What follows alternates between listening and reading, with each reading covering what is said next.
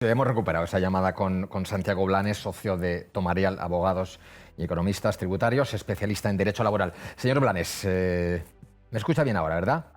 Perfectamente, Luis. Buenas noches. Perfecto. Buenas Le preguntaba por eso, ¿en qué consistió esa reforma del 11 y qué repercusiones tuvo, negativas o positivas, en el mercado laboral español? La reforma del 12 fundamentalmente cada uno, es decir, cada actor, como pues los sindicatos y la patronal siempre tienen una lectura distinta, ¿no? Y los políticos, pero fundamentalmente lo que hizo fue reducir las indemnizaciones por despido.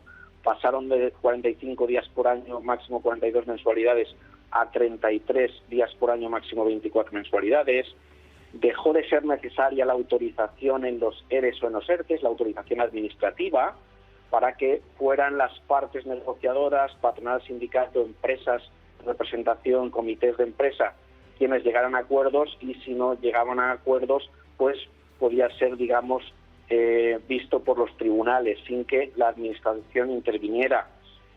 Aportaciones al tesoro público en empresas de más de 100 trabajadores cuando antes eran más de 500, en los típicos reestructuraciones de la gran banca o de las multinacionales.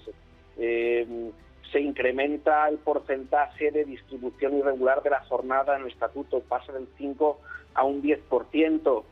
Se empieza a introducir derechos de conciliación del derecho de conciliación de la jornada de trabajo con la conciliación familiar. Se habla de la prioridad aplicativa, o se pasa a una prioridad aplicativa de los convenios de empresa sobre los convenios de sector, y se establece también lo que es la ultraactividad de los convenios, que una vez denunciado el convenio y transcurrido un año sin que se alcance un acuerdo, pues deja de tener vigencia. Todo eso, sí, señor Blanes, pero todo eso, ¿cómo incide en el mercado laboral? ¿Fue bueno, fue malo? Parece una flexibilización, pero ¿qué consecuencias tuvo? ¿Trabajó más gente? Lo que en principio, por ejemplo, una rebaja en las indemnizaciones haría pensar que va a haber más despidos. Sin embargo, pues hay que cogerse los datos del desempleo para saber que en febrero del 2012, cuando se reforma, teníamos 4.700.000 parados, y 5 años después, en febrero del 17, tenemos 5 años para que haya un decalaje, para que se vea si las medidas han causado resultados o no, pasamos a 3.200.000 parados, es decir, 1.500.000 parados menos. Pero el resultado es en función de con quién hables. Es decir, al tejido empresarial esa reforma le produjo tranquilidad, y evidentemente a la parte sindical o a los sindicatos les pareció un recorte intolerable en los derechos que habían conseguido durante años. Esto siempre va a tener esa doble lectura. Sí. Entonces lo que pasa ahora es que se está ahora debatiendo sobre derogarla. Eso lo dice Podemos. El PSOE habla de reformarla o de matizarla. Al final es un recorte, pero ¿de qué, de cuánto, de qué trozo, de qué estamos hablando en este momento? No sabemos nadie de qué estamos hablando. Es decir, realmente en los mentireros o en los bajos fondos, por así decirlo, del Ministerio, se dice que la reforma va a salir con acuerdo o sin acuerdo, es decir, por la vía de los hechos, y posiblemente antes de que termine el año. Lo que sí que es cierto es que los que nos dedicamos a esto no hemos visto ningún texto. Se habla en concreto de algunas cuestiones, limitación de la temporalidad, es decir, se pretende que haya un máximo de un 15% de contratación temporal en las empresas.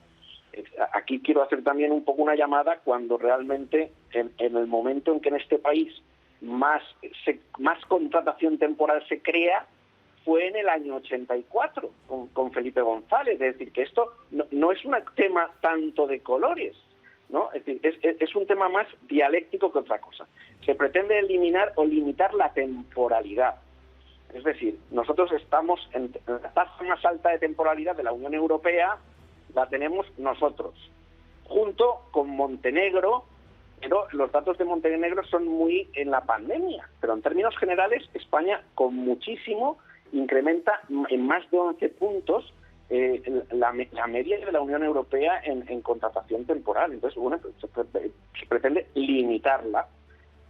Abogado, y otra cuestión va a jugar Europa en esta reforma, porque Europa monitoriza la economía española, y la reforma laboral del 11 o del 12 fue auspiciada por la Unión Europea. Cualquier cambio en esta legislación va a ser permitida, va a ser recortada, va a ser limitada por la Unión Europea.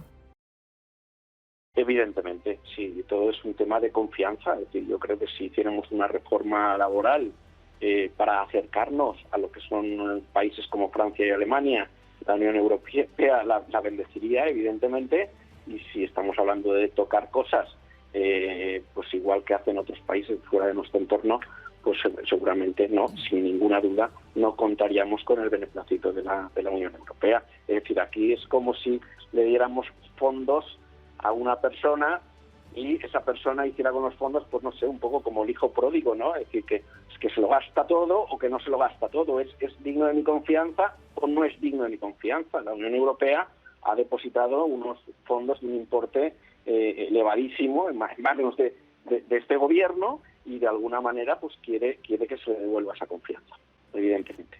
Blanes, socio de Tomarial, especialista en Derecho Laboral. Muchas gracias, como siempre. Buenas noches, buena nit. Muchas gracias. Buenas noches, Luis. Buenas noches.